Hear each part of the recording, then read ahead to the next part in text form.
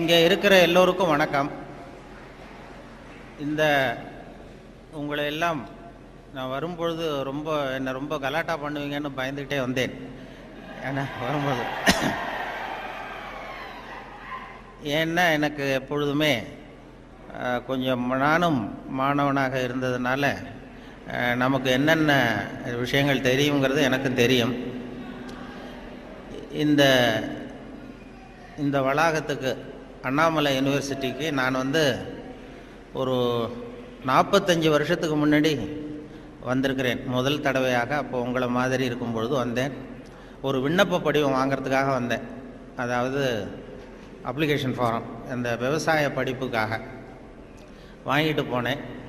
அதுக்கு பிறகு கோயம்புத்தூர் விவசாய கல்லூரியிலேயும் போய் வாங்கிட்டு வந்து 2 இடத்துக்கும் விண்ணப்பம் போட்டேன். அங்கேருந்து முதல்ல விண்ணப்பம் வந்தது, அதனால் அங்கே போய் சேர்ந்தேன். இல்லைன்னா இன்றைக்கி நானும் இங்கே ஒரு பழைய மாணவனாக இருக்க வேண்டிய ஆள். முன்னாடி அந்த விண்ணப்பம் இங்கே சேர்ந்துருக்கலாம். எதுக்காக நான் சொன்னேன்னா, இந்த மாதிரி கல்லூரி விழாக்களில் பேசுகிறதுங்கிறது ரொம்ப கொஞ்சம் சங்கடம். அதாவது அந்த தொழில்முறை பேச்சாளர்களுக்கு அது ரொம்ப சாமர்த்தியமாக இருக்கலாம். நான் ஒரு தொழில்முறை பேச்சாளர் கிடையாது.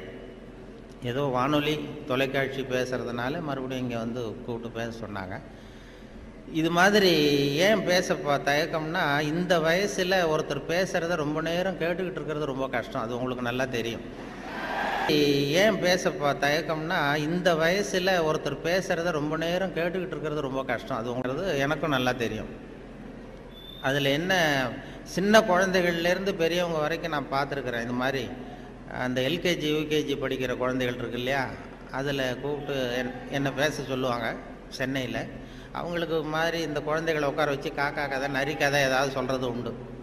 அப்படி சொல்லும் பொழுது அவங்க எப்போ பொறுமை இழக்கிறாங்கங்கிறதுக்கு ஒரு அடையாளம் என்னென்னா, அந்த முதல் வரிசையில் உட்காந்துருக்கிற குழந்தை லேசாக தரையை கீறுவான், லேசாக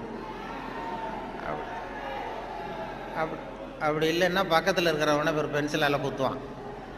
இது அவன் பொறுமை இழக்கிறான்னு அர்த்தம். அதுபோல் ஒவ்வொரு இடத்துல, இப்போ பள்ளிக்கூடத்தில் ஹைஸ்கூலுன்னா கொட்டாய் விடுவார்கள். இப்போ காலேஜுன்னா இது மாதிரி பண்ணுவீங்க. ஏதாவது விசில் அடிக்கிறது இப்படி. அதனால் எப்போ முடிக்கணும் எப்போ தொடங்கணுங்கிறது அது ஒரு பெரிய முக்கியமான கட்டம். இதில் எனக்கு ரொம்ப பிடிச்சது இந்த முதியோர் இல்லங்களில் பேசுகிறது தான் ரொம்ப பிடிக்கும். அந்த சென்னையில் பென்ஷனர் அசோசியேஷன் இருக்குது. அதாவது முதியவர்கள் எல்லாம் 80 வயசு 85 வயசை தாண்டினவங்க, ஒரு காலத்தில் பெரிய பதவியிலேருந்து ஓய்வு பெற்றவர்கள். அவங்க கூப்பிட்டு என்னை பேச சொல்லுவாங்க. அதுக்கு மட்டும் யாரும் எந்த சத்தமும் போட மாட்டாங்க. நானும் எவ்வளவு நேரம் வேணாலும் பேசிக்கிட்டு இருப்பேன். அவ்வளவு பேர் முகமும் என்னையே கவனிச்சிக்கிட்டு இருக்கோம். என்ன காரணம்னா, காது கேட்காது.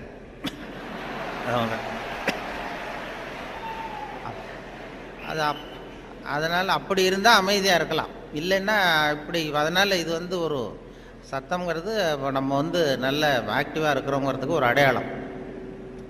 நான் அதனால் இதில் என்ன பேசுறது எப்படி பேசுறதுங்கிறத பற்றி வரும்பொழுது சொன்னார்கள், நீங்கள் இது மாதிரி பேச்சாளர்கள் சில பேர் கேட்டுக்கிறது உண்டு, நான் எவ்வளோ நேரம் பேசணும்னு நினைக்கிறீங்க அப்படின்னு. அந்த ஆர்கனைசரை அவங்க சொல்லுவாங்க, நீங்கள் எவ்வளோ நேரம் வேணாலும் பேசுங்க சார், நாங்கள் 10 நிமிஷத்துக்கு மேலே உட்காந்துருக்க மாட்டோம் அப்படின்னு சொல்லுகிறவர்கள் உண்டு. இங்கே வரும்பொழுது கேட்டேன், ஒரு மணி நேரத்துக்கு குறையாமல் 1.25 மணி நேரம் பேசணும், அது வரைக்கும் நாங்கள் தாக்கு பிடிப்போம்னு சில பேர் சொன்னாங்க. அது எப்படின்னு சொல்ல முடியாது. இங்கே வரும்பொழுதே ஏதோ உங்கள் பல் கோளரங்கத்துக்கு அவசியம் வாருங்கள்னு ஒரு போர்டு வச்சுருந்தீங்க. இங்கே அண்ணாமலை யூனிவர்சிட்டி வரும்பொழுது வழியில் பார்த்தேன், உங்கள் பல்லாண்டு காலம் பாதுகாப்பாக இருக்கணுமா அப்படின்னா எங்கள் பல் கோளரங்கத்துக்கு வாங்கோ அப்படின்னு விளம்பரம். அது நான் உடனே பயந்துட்டேன். பத்திரமா இருக்கணும்னா மரியாதையாக வந்துருங்க, இல்லைன்னா பல்ல உடச்சிருவேங்கிறது மாதிரி இருக்குது. நல்லா பாதுகாப்பாகணும், அவசியம் வாங்கணும்னு கூப்பிடுறது மாதிரி, ஏதோ அன்பாக கூப்பிடுறது மாதிரி மிரட்டுறதாக அதை உணர்ந்தேன்.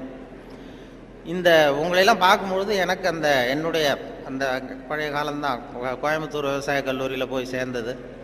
அப்போ தான் இந்த இந்திய எதிர்ப்பு போராட்டம் பெரிய பிரபலமாக நடந்த 65. அப்போ கோயம்புத்தூரில் அங்கே அப்போ படிச்சுக்கிட்டு இருந்த நேரம் அது, அந்த காலம்.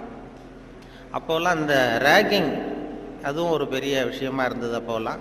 இப்போலாம் அது ஒரு பெரிய கட்டுப்பாட்டுக்கு வந்திருக்கு. நான் போய் முதல்ல சேர்ந்ததுமே விவசாய கல்லூரியில் கோயம்புத்தூரில் ஒரு சீனியர் மாணவர்கள் 2-3 பேர் வந்தாங்க.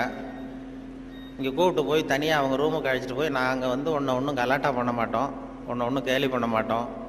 ஆனால் நாங்கள் வந்து எங்களுடைய ரேங்கிங்கில் ஒரு நாகரிகம் இருக்கும். அதனால் நாங்கள் சொல்கிறத நீ செஞ்சுட்டீங்கன்னா வேறு ஒன்றும் உன்னை தொந்தரவு பண்ண மாட்டோம் அப்படின்னு என்னை பிடிச்சி எடுத்துகிட்டு போனாங்க. நான் அப்பா தினமாக போனேன். என்ன சார் செய்யணும்னு கேட்டேன். அந்த சீனியர் ஸ்டூடெண்ட்ஸ் என்ன சொன்னாங்கன்னா, நாங்கள் வந்து கொஞ்சம் பழைய துணியெலாம் வச்சுருக்குறோம், செலவைக்கு போட வேண்டியது. அது அங்கே போய் செலவு கடையில் எங்களுக்காக இதை கொண்டு போய் நீ போட்டுட்டு வரணும், அவ்வளோதான், வேறு ஒன்றும் இல்லை அப்படின்னாங்க. பரவாயில்ல, இவ்வளவு நாகரிகமான ஒரு ரேக்கிங் நடக்குதே அப்படின்னு சொல்லி, இதை எங்கே சார் போடணும், நான் போட்டுறேன், செலவு கடை எங்கே இருக்குன்னா அதுவும் தெரியுது பாரு அப்படின்னு சொல்லி சொன்னாங்க. உடனே அவங்க பழைய துணியெல்லாம் மூட்டை கட்டி கொண்டு போய் அப்படியே போட்டு நீ ரூமுக்கு போகலாம்ப்பா, வேறு ஒன்றும் நாங்கள் ஒன்றும் பண்ண மாட்டோம்ட்டாங்க. நான் இந்த பழைய துணியை தூக்கிட்டு போய் இங்கே கதவை தட்டி திறந்து விட்ற வெளில வந்தார். இந்தாங்க சார் என்னென்னு கேட்டபோது, இது பழைய துணி செலவுக்காக போட வந்தேன் அப்படின்னேன். யார் கொடுத்தது அப்படின்னு கேட்டார். அந்த பழைய மாணவர்கள், அந்த சீனியர் ஸ்டூடெண்ட்ஸு கொடுத்தாங்கன்னு. கவலைப்படாத, நீ இங்கே வச்சுட்டு போ, நான் பார்த்துக்கிறேன், நான் தான் வார்டன். இது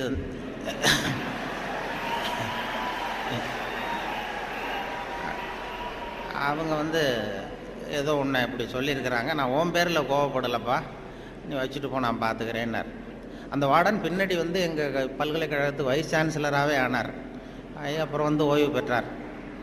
அப்படி ஒரு அனுபவம் அங்கே நடந்தது. அப்படிலாம் பண்ணுவாங்க. அதில் சில நல்ல இந்த அக்ரிகல்ச்சுரல் ஸ்டாட்டிஸ்டிக்ஸ்னு ஒரு பாடம், விவசாய புள்ளியியல், அது ரொம்ப போர் அடிக்கும். நாங்கள் யாரும் போக மாட்டோம் அந்த வகுப்புக்கு, ஏன்னா அது புரிஞ்சுக்கிறதே கஷ்டமாக இருக்கும். அதுக்காக அந்த ஆசிரியர் என்ன பண்ணார்னா, ஒரு தொழில்நுட்பத்தை கையாண்டார். அதாவது அந்த பாடத்தை நடத்திவிட்டு கடைசியில் ஒரு ஜோக்கு சொல்கிறது. அந்த ஜோக்கு வந்து அந்த வயசில் நமக்கு என்ன பிடிக்குமோ, அதாவது இந்த வயசில் உங்களுக்கு என்ன பிடிக்குமோ அது, அப்படிப்பட்ட ஜோக்காக சொல்லி எங்களை வந்து உடனே அந்த வகுப்புக்கு எல்லாரையும் வரும்படியாக பண்ணிட்டார். அப்போ அந்த விவசாய புள்ளியியல் துறை பேராசிரியர், அதனுடைய பாதிப்பு தான் எனக்கு எது சொன்னாலும் கடைசியில் எதையாவது ஒரு வேடிக்கையாக ஒன்று சொல்கிறதுங்கிறது. அந்த ஆசிரியருடைய பாதிப்பு. அவர் என்ன பண்ணுவார், ரொம்ப கடுமையான விஷயங்களை சொல்லிவிட்டு பாடம் முடிகிறப்போ ஒரு ஜோக்கு சொல்லுவார். அப்போ ஏதாவது பத்திரிகைகளில், வெளிநாட்டு பத்திரிகைகளில் படிச்சுட்டு வந்து சொல்லுவார். அவர் அப்போ 40 வருஷத்துக்கு முன்னாடி சொன்னது இப்போது இன்னமும் ஞாபகம் இருக்குது எனக்கு. அது என்ன, அவர் சொன்ன அந்த ஜோக்குகளில் ஒன்று என்னென்னா, ஒரு பெரிய குண்டான ஆள், ரொம்ப எடை அதிகம், அவன் வந்து இந்த எடையை குறைக்கிறது எப்படின்னு முயற்சி பண்ணான். முதல்ல எவ்வளவு எடை இருக்கும் அப்படின்னு சொல்லி ஒரு எடை போடுற மிஷினில் ஏறி நின்று காசை போட்டானா. டிக்கெட் வந்து விழுந்தது.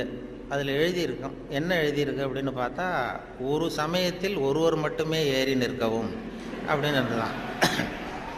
இவன் புரிஞ்சுக்கிட்டான், என்னாச்சுன்னா சரி நமக்கு நிலைமை சரியில்லை, இது எப்படியும் எடையை குறைக்கணும், இதுக்கு என்ன பண்ணுறதுன்னா, அந்த நேரம் அமெரிக்கா போக வேண்டிய வாய்ப்பு கிடச்சிது. அமெரிக்கா போய் எங்கே சுற்றி பார்த்துக்கிட்டு இருக்கும்போது ஒரு இடத்துல போர்டு போட்டிருந்து தான், உங்கள் எடை குறைய வேண்டுமா, இங்கே வாருங்கள் அப்படின்னு விளம்பரம். உடனே இவன் ஆவலாக அங்கே போனான். அங்கே ஒரு இடத்துல அந்த மேனேஜர் மாதிரி ஒரு ரிசப்ஷனில் ஒரு பொண்ணு உட்காந்துருந்தது.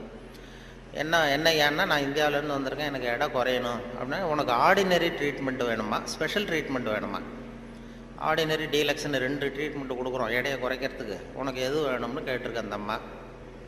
இவன் பார்த்தான், எதுக்கு அனாவசியமாக செலவு, ஆர்டினரி ட்ரீட்மெண்ட்டே போகிறோம் அப்படின்ட்டுருக்கான். அப்படின்னா இந்த பக்கம் போ அந்த ரூமுக்கு அப்படின்னு சொல்லி கதவை திறந்து விட்டு தான் இவன் ஆவலாக உள்ள போயிட்டான். அந்த எடையை குறைக்க வேண்டியது போனால் அங்கே மேஜை நாற்காலி எல்லாம் செதறி கிடக்கு, அங்கேயும் இங்கேயுமா, ஒரு ஒழுங்காக இல்லை. ஒரு பெரிய ஹால், அதில் அந்த மூலையில் வந்து ஒரு பொண்ணு நின்றுட்டு இருக்கு, ஒரு 16 வயசு பொண்ணு நின்றுட்டு இருக்கு, அரைகுறை ஆடையோட. இவனுக்கு என்ன ஆசைன்னா, அந்த பொண்ணை போய் தொடணும்னு ஒரு ஆசை. அதனால் இப்படி சுற்றி சுற்றி ஓடுறான் அந்த மேஜை நாற்காலியை சுற்றி. அந்த பொண்ணு இவன் கையில் அகப்படாமல் அதுவும் தப்பிச்சு ஓடி ஓடி வந்துக்கிட்டு இருக்கு. ஒரு 15 நிமிஷம் துரத்துறான், அதுவும் சுற்றிக்கிட்டே இருக்குது. 15 நிமிஷம் கழித்து இந்த மேனேஜர், அந்த பொண்ணு வந்து, ட்ரீட்மெண்ட்டே இவ்வளவு தான், ஒரு 10 நாள் இப்படி வந்தீங்கன்னா சரியாக போடும், எடை குறைஞ்சிரும் அப்படின்ட்டு. இவன் வந்தவன் என்ன பண்ணா, சரி ஆர்டினரியே இப்படி இருந்தால் ஸ்பெஷல் ட்ரீட்மெண்ட் எப்படி இருக்கும் அப்படின்னு யோசனை பண்ணான். சாடார்னு என்ன பண்ணால், நம்ம வந்துட்டோம், இதுக்காக இன்னொரு தரம் அமெரிக்காவுக்கு நம்ம வரப்போகிறதில்ல, எப்படியும் அதையும் பார்த்துட்டு போடுவோன்ட்டு மறுபடியும் அந்த மேனேஜர் அம்மாட்ட போய் நின்னான். என்ன சார் மறுபடியும் என்னன்னு கேட்டிருக்கேன். அந்த ஸ்பெஷல் ட்ரீட்மெண்ட்டையும் எடுத்துகிட்டு போடலாம்னு பார்க்குறேன் அப்படின்னா, அது வந்து நீங்கள் இது ஆர்டினரி ட்ரீட்மெண்ட்டுக்கு $10 கட்டினீங்க, ஸ்பெஷல் ட்ரீட்மெண்ட்டுக்கு $50 கட்டணுமே அப்படின்ட்டுருக்கு. அது பரவாயில்ல, நான் கட்டிடுறேன்னு சொல்லி கட்டிவிட்டான். கட்டிவிட்டு அப்படின்னா இந்த ரூமுக்கு போ,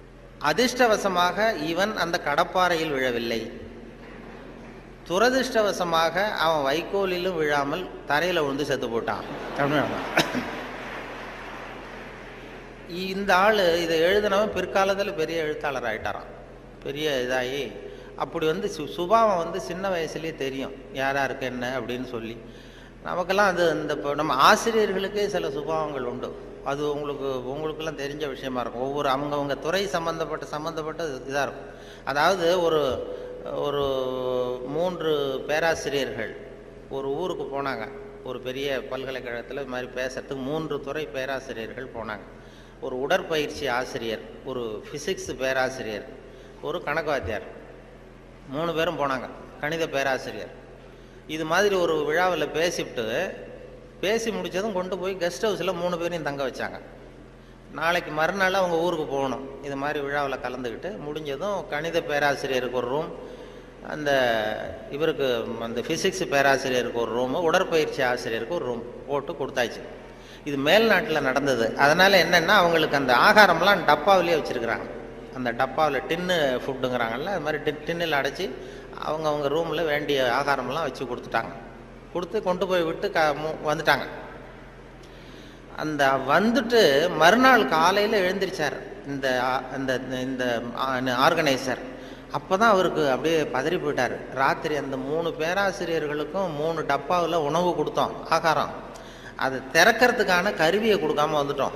திறக்கிறதுக்கு ஒரு பொருள் அது இல்லாமல் கொடுத்தோம். எப்படி அவங்க டப்பாவை திறந்தாங்களா சாப்பிட்டாங்களா என்னன்னு தெரியல அப்படின்னு இவர் பதறி போய் விடிஞ்சதும் ஓடுறாரு விழுந்தடிச்சு. இந்த வரவேற்ற ஓடி போய் முதல்ல அந்த உடற்பயிற்சி ஆசிரியர் கதவை திறந்தாரா, ரூமை திறந்தா அவர் நிம்மதியாக தூங்கிட்டு இருக்காரு. டப்பா திறந்து கிடக்கு, சாப்பிட்டுட்டு நிம்மதியாக தூங்கிட்டு இருக்காரு. உடனே இவர் போய் தட்டி எழுப்பி, எப்படி சார் அந்த டப்பாவை திறந்தீங்க, அந்த இதை கொடுக்கலையே நாங்கள் உங்களுக்கு அப்படின்னு. இது என்ன சார், உடல் பலம் தான் சார் முக்கியம், டப்பாவை பலம் ஓங்கி கீழே அடித்தேன் திறந்துட்டுது, அது என்ன பெரிய காரியம் அப்படின்னு சொல்லி உடற்பயிற்சி செஞ்சுட்டேன், அதனால் சாப்பிட்டேன் இருக்கார். பரவாயில்ல சார் அப்படின்னு சொல்லி அடுத்த ரூமுக்கு ஓடி இருக்கார். அங்கே ஃபிசிக்ஸ் வாத்தியார் உட்காந்துருக்கார். அவரும் அதே மாதிரி நிம்மதியாக தூங்கியிருக்காரு. இது டப்பா திறந்து கிடக்கு. போய் திறந்து, எப்படி சார் திறந்தீங்க நீங்கள் டப்பாவை அப்படின்னா, அது என்ன சார், எந்த இடத்துல ப்ரெஷர் கொடுக்கணும்னு எனக்கு தெரியும், அந்த இடத்துல அழுத்தினா திறந்துட்டுது டப்பா, அது நமக்கு டெக்னிக்கு வந்தது தானே அப்படின்னு அந்த திறந்து சாப்பிட்டேன்ட்டார். இவர் அப்பாடா நிம்மதியாக போச்சு. அடுத்தது கணக்கு வாத்தியார் ரூமுக்கு ஓடினார். அங்கே போனால் அவர் தூங்கவும் இல்லை, டப்பாவும் திறக்கலை, மூடியே இருக்கு. என்ன பண்ணுறீங்க அப்படின்னு சொல்லி அந்த கணக்கு ஏதோ ஒரு எழுதிட்டு இருக்காரு பேப்பரில். கணக்கு வாத்தியார், என்ன சார் பண்ணிட்டு இருக்கீங்க அப்படின்னு கேட்டிருக்காரு. அவர் ஒன்றும் இல்லை, அஸ்யூம் தி டப்பா இஸ் ஓப்பன் அப்படின்னு சொல்லி மேற்கொண்டு கணக்கு போட்டுக்கிட்டு இருக்கார் சார் அப்படின்னாராம். இது ஒவ்வொருத்தருக்கும் ஒரு சுபாவங்கிறது அது இயல்பாக அமையிறது. ஆசிரியர்களுக்கு எல்லாருக்குமே அப்படி அமையிறது. என்னோட படித்தவர்கள் இன்னைக்கு பல பேர், ஒருத்தன் தான் சின்ன வயசில் ஒரு பையன் ஜானகிராமன் ஒருத்தன் பக்கத்தில் என்ன பென்சிலாலேயே குத்திக்கிட்டு இருப்பான். இன்னைக்கு அவன் கும்பகோணத்தில் இன்னைக்கு பெரிய டாக்டர், எல்லாருக்கும் ஊசி போட்டுக்கிட்டான். அப்படி சின்ன வயசுலேயே சுபாவம், அங்கே யார் யார் எப்படி வருவாங்க அப்படின்னு தெரியும்.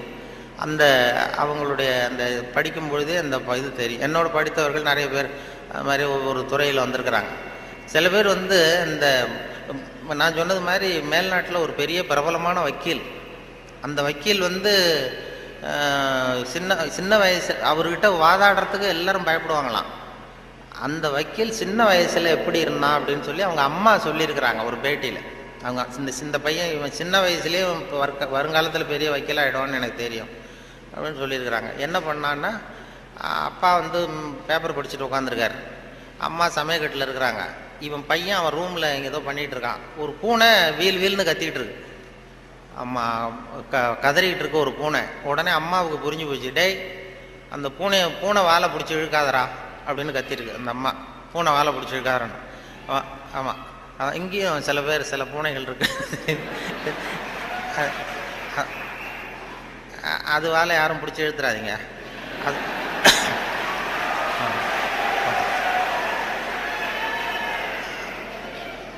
பூனை வாழை பிடிச்சிருக்காருன்னு அந்த அம்மா கத்திருக்கு. அப்பா அவன் சொன்னானா, அம்மா நான் பூனை வாழை பிடிச்சி இழுக்கலை, பூனை தான் அது வாழை பிடிச்சி இழுத்துக்கிட்டு இருக்குன்றிருக்கான். நான் ஒன்றும் பூனைக்கு இடைஞ்சல் பண்ணல, பூனை தான் வாழை இழுத்துக்கிட்டு இருக்கு, நான் அது வாழை இழுக்கலன்றிருக்கான். ஓடி போய் பார்த்துருக்குறாங்க அம்மாவும் அப்பாவும். பார்த்தா இவன் பூட்ஸு காலால் மிரிச்சிக்கிட்டு இருக்கான், பூனை வாழை இழுத்துக்கிட்டு இருக்கு. அவன் பிற்காலத்தில் பெரிய வக்கீல் ஆகிட்டான். அதாவது ஒரு தான் பேரில் தப்பு இல்லைங்கிறது மாதிரி பேசினா பாருங்க. அவங்க அம்மா வந்து சொல்லியிருக்கு. இப்படி அது சின்ன வயசில் அவங்கவுங்களுக்கு அந்த இது இருக்கும். சில பேருக்கு ஆராய்ச்சி விஞ்ஞான மனோபாவம் வந்துடும். விஞ்ஞானம் சில பேர் சின்ன வயசுலேயே ஒருத்தன் மூஞ்சில் ஒருத்தன் குத்திக்கிட்டு இருப்பான். சின்ன இளம் வயசுலேயே ஒருத்தன் மூஞ்சில் ஒருத்தன் குத்திட்டு இருப்பான். அவங்கெல்லாம் பிற்காலத்தில் சட்டசபைக்கு வரலாம். சட்டசபைக்கு வந்து பெரிய அவங்க சுபாவத்துக்கு தகுந்த மாதிரி ஒரு துறையை தேர்ந்தெடுக்கணும். அதனால் இதில் எல்லாம் இப்போ பொறியியல் மாணவர்கள் தான் இருக்கிறாங்களா, எல்லாரும் கலந்து இருக்கிறாங்களான்னு தெரியல. ஏன்னா நீங்கள் எல்லாம் ரொம்ப கொடுத்து வச்சவர்கள். இந்த பள்ளிக்கூடத்தில் இப்படிப்பட்ட ஒரு பெரிய நிறுவனத்தில் படித்தவங்கலாம் இன்றைக்கி பெரிய பெரிய அளவில் இருக்கிறாங்க. அதனுடைய ஒரு விழா கொண்டாடுதுன்னா அதெல்லாம் ரொம்ப மரியாதை மதிப்பாக உள்ளது. என்னை பற்றி அறிமுகப்படுத்தினவர் ஏதோ நான் பெருசாக என்னை பற்றி ரொம்ப பெருமையாக சொன்னார். அவர் அவ்வளவு பெருமையாக சொன்னதுக்கு காரணம் என்னென்னா அவ்வளவு நானே எழுதி கொடுத்தது. வேறு அது ஏன்னா வந்ததுமே ஒரு பேப்பரை கொடுத்து, அந்த கெஸ்ட் ஹவுஸு போகும்பொழுது ஒரு 2 பேப்பரை கொடுத்து உன்னை பற்றி எழுதிட்டு வான்னு சொல்லி கொடுத்து அனுப்புனார். உடனே எழுதிட்டு வந்து கொடுத்தேன். அப்படியே படித்தார். அது இவ்வளவு தூரம் விடாமல் சொல்லுவார்னு தெரிஞ்சிருந்தால் இன்னும் கூட எழுதி கொடுத்துருக்கலாம் கொஞ்சம். அது என்ன அதில் வேற இவரை பற்றி அறிமுகப்படுத்துறதுக்கே இது அவசியம் இல்லை, எல்லாருக்கும் தெரியும், இருந்தாலும் சொல்கிறேன் அப்படின்னு சொல்லி அவர் அதை படிக்கிறது. இது ஒரு சம்பிரதாயம்தான். ஒரு கூப்பிடும்பொழுது ஒரு இதில் அதே போல் உட்காந்து பேசுறியா நின்றுட்டு பேசுறியான்னு வேற கேட்டாங்க. அது எப்படி நீங்கள் ஏற்பாடு பண்ணியிருக்கிறீங்களோ அப்படி பேசிடுறோம் சார், இதில் என்ன அப்படின்னு 2 இருந்தது. உட்காந்து பேசு. ஏன்னா இந்த பேச்சாளர்கள் கடவுளுக்கு தான் 3 கோலங்கள் சொல்லுவாங்க. நின்ற கோலம், அமர்ந்த கோலம், கிடந்த கோலம் அப்படின்னு இந்த ஆன்மீகத்தில் சொல்லுவாங்க. நின்ற கோலத்தில் அருள் பண்ணுறவர் யார்? திருப்பதி வெங்கடாஜலபதி அப்படி வைங்களேன். அமர்ந்த கோலம்னு பார்த்தா ஐயப்ப சாமி அமர்ந்த கோலம். இதை தவிர கிடந்த கோலத்தில் அருள் பண்ணுற சாமி இருக்குது. அது என்னென்னா ஸ்ரீரங்கம் பள்ளிகொண்ட பெருமாள். அது வந்து படுத்திருக்கும். இப்படி 3 கோலத்தில் ஆண்டவன் கோலங்கள் உண்டு. அது எதுக்கு சொல்கிறேன்னா அதே மாதிரி நம்ம ஊரில் பேச்சாளர்களுக்கும் 3 கோலங்கள் உண்டு. அது நின்ற கோலத்தில் பேசுகிறவர்கள் அரசியல்வாதிகள். அவங்களுக்கு நின்னா தான் பேச்சு வரும், உட்காந்து பேச. அமர்ந்த கோலத்தில் பேசுகிறவங்க ஆன்மீகவாதிகள். இப்போ நடமாடும் பல்கலைக்கழகம் நாவலர் நெடுஞ்செழியன் இருந்தார் இல்லையா, இங்கே படித்தவர். அவர் வந்து ரேடியோவுக்கு பேச வந்தார். அமைச்சராக இருக்கும்பொழுது திருக்குறளுக்கு உரை எழுதினார். அப்போ நான் கூப்பிட்டு ரேடியோவில் அவரை பேட்டி எடுத்து பதிவு பண்ண வேண்டிய பொறுப்பு எனக்கு. அவரை கூப்பிட்டுட்டு வந்து அறையில் உட்கார வச்சு பேசிகிட்டு இருக்கோம். அது மாதிரி பதிவு பண்ணுறதுக்கு போகிறேன். அப்படி போய் உட்கார வச்சா வானொலி நிலையத்தில் இப்படி தான் ஏற்பாடு பண்ணி வச்சுருப்போம். உட்காந்து பேசுனா தம்பி இங்கே வா, நான் வந்து எனக்கு உட்காந்தா பேச்சு வராது, நின்றுக்கிட்டே பேசிடுறேன், இந்த மைக்கை கொஞ்சம் தூக்கி வசதி வையினார். அப்புறம் அவர் உயரத்துக்கு மைக்கை தூக்கி வச்சு அப்புறம் பதிவு பண்ணேன். இது அவங்களுக்கு பழக்கத்தில் மேடையில் நடமாடும் பல்கலைக்கழகம் எதை வேணாலும் பேசுவார். உட்காந்தா கொஞ்சம் தயக்கம் வந்தது. அது அரசியல் அப்படி. அது ஆன்மீகவாதிகள். இப்போ கிருபானந்த வாரியாரெல்லாம் கூப்பிட்றோம் வானொலி நிலையத்துக்கு, அவரை உட்கார வச்சு தான் பதிவு பண்ணுவோம். அவரை வந்து நின்றுக்கிட்டே பேசுங்க சார்னு சொல்ல முடியாது. அதனால் நின்ற கோலம் பேசுகிறவங்க அரசியல்வாதிகள், அமர்ந்த கோலத்தில் பேசுகிற பேச்சாளர்கள் ஆன்மீகவாதிகள். இதே மாதிரி கிடந்த கோலத்தில் பேசுகிறவங்களும் உண்டு நம்ம ஊரில். இந்த சாராய கடை வாசலில் பார்த்தீங்கன்னா அவங்களெல்லாம் கிடந்த கோல பேச்சாளர்கள். நல்ல வேலையாக என்னை வந்து நீ கிடந்த கோலத்தில் பேசுன்னு சொல்லாமல் இங்கே 2 கோலத்துக்கு ஏற்பாடு பண்ணி வச்சுருக்கிறாங்க. நின்ற கோலம், அமர்ந்த கோலம். இப்படி ஒரு படுக்கையை போட்டு வச்சுட்டா இங்கே வரக்கூடிய பேச்சாளர்கள் எது பிடிக்குதோ அப்படி பேசிகிட்டு இருக்கலாம். அது வசதி. ஏன்னா இது ரொம்ப விரிவான ஒரு என்னமோ 70 mm மாதிரி இருக்குன்னு சொன்னார் வரும்போது சொன்னாங்க. அது அதுவும் இந்த துணைவேந்தர் ரொம்ப கலை நுணுக்கத்தோடு இதை பண்ணியிருக்கிறார், இன்னும் நிறைய வேலையெல்லாம் இருக்குது இல்லை அப்படின்னு சொல்லி ரொம்ப பெருமையாக சொன்னார்கள். இந்த பொறியியல் அது வந்து அந்த கலை நுணுக்கம் இன்னும் என்னென்ன வேலை இருக்குது, நிறைய செஞ்சுருக்கேன், இது எல்லாம் இந்த பெருமை அவருக்கு தான் சொல்லி பெருமையாக சொன்னாங்க. இது இப்படிப்பட்ட பெரிய ஹாலில் ஒருத்தரை உட்கார வச்சாதான் என்னமோ மாதிரி இருக்கும். ஆமாம், இதுக்கெல்லாம் ஒரு 20-30 பேர் வரிசையாக உட்காந்தா நல்லாயிருக்கும் இந்த ஹால். அதாவது பொறியியல் துறை நீங்கள் மாணவர்கள்ங்கிறதுனால பொறியியலில் வந்து கலை அம்சத்தை புகுத்துறது ரொம்ப சிரமம். சில பேருக்கு அதாவது பொறியியலுக்கும் அதாவது கவிதை எழுதுவாங்க. சில பொறியியல் கவிதை எழுதுகிறவங்க வந்து பொறியியல் இன்ஜினியராக இருக்கிறவங்க கவிதை எழுதுறது உண்டு. அப்படி இருக்கிறது கொஞ்சம் 2க்கும் முரண்பாடான விஷயம். கலைத்தன்மை, அதாவது பொறியியல் வந்து மெக்கானிக்கல் மைண்ட் அதிகமாக இருக்கும். அதாவது ஒரு பெரிய பொறியியல் இன்ஜினியர் அவர் வந்து இராணுவத்தில் ஒரு பாலம் வந்து கட்டுறதுக்கு பெரிய இது பண்ணாங்க, பிளான் பண்ணாங்க. அதுக்கு ஒரு வரைபடம் தயார் பண்ணணும். ஸ்கெட்சு, இராணுவத்துக்கு பாலம் கட்டுறதுக்கு ஒரு பெரிய ப்ளூ பிரிண்ட்டு என்ன சொல்லுவீங்கள்ல, அது மாதிரி அந்த வரைபடம் தயார் பண்ணுற வேலையை ஒப்படைச்சிருக்கிறாங்க அந்த இன்ஜினியர்கிட்ட. அந்த பொறியாளர் வந்து உள்ளுக்குள்ளே ஒரு கவிஞர், அதாவது அவர் ஒரு கவித்தன்மை உள்ளுக்குள்ளே இருக்குது, மறைஞ்சிருக்குது. அதனால் அவர் என்ன பண்ணார், அந்த பொறியியல் வரைபடம் போட்டார். பாலத்தை போட்டுட்டு ஒரு ஆறு ஓடுது, குறுக்க பாலம், அதனுடைய நீளம் அகலம் எல்லாம் கரெக்டாக போட்டார். போட்டு அந்த ஆறு ஓடிக்கிட்டு இருக்கு. அது ஓடி முடிகிற இடத்துல ஆற்று ஓரமாக ஒருத்தன், ஒரு சின்ன பையன் தூண்டில் போட்டுக்கிட்டு நிற்கிறான். அதை அவர் போட்டிருக்காரு ஒரு அழகுக்காக. சின்ன மூலையில் ஒரு தூண்டில் போட்டுட்டு ஒரு பையன் நிற்கிறான். இது இந்த பொறியியல் வரைபடத்தை கொண்டு போய் அதிகாரிகள்கிட்ட கொடுத்துருக்குறான். அவருக்கு கோபம் வந்துடுது. இது வந்து ஒரு பொறியியல் வரைபடம், இது வந்து இந்த வரைபடத்தில் போய் அந்த ஒரு ஓவியம் என்னத்துக்கு அப்படின்னு சொல்லி அவர் சத்தம் போட்டிருக்காரு மேலே உள்ளவர். அதனால் என்ன பண்ணியிருக்காரா, முதல்ல வந்து முதல் தடவையாக கொடுக்கும்பொழுது அந்த பாலத்து மேலே நின்றுக்கிட்டு தூண்டில் போடுறது மாதிரி படம். இந்த பாலத்தில் எதுக்கு அவன் நிற்கிறான்னு சொல்லி சண்டை போட்டிருக்காரு. உடனே அவர் சரி சார் நான் இதை மாற்றிடுறேன்னு சொல்லி இவர் மாற்றி 2வது தடவை படம் போடும்போது பாலத்தில் நிற்கக்கூடாது, பாலத்தில் இடைஞ்சல் இருக்கக்கூடாது, அவ்வளோதானே. பாலத்தை சரியாக போட்டு மூலையில் கொண்டு போய் தூண்டில் போட்டு நிற்கிறான்.